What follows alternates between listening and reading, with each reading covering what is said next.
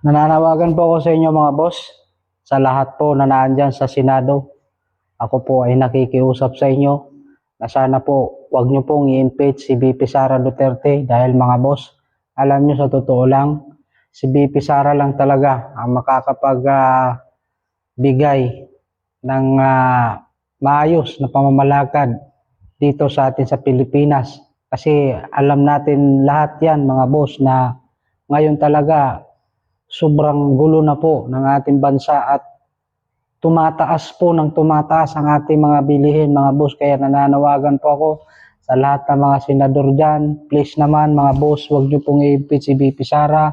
At sa lahat po na makapanood ng video na ito, anumang kulay meron kayo mga boss, sabay-sabay po natin ipanalangin na sana huwag i-impeach si VP Sara mga boss dahil ito nga po ang makakapagbigay sa atin ng katahimikan dito sa ating bansa para matigil na po itong gulo na ito at pagtaas na ating mga bilihin. Kaya please naman, pakishare nyo ito mga boss para makarating sa kinaukulan upang mapagbigyan ang ating hiling.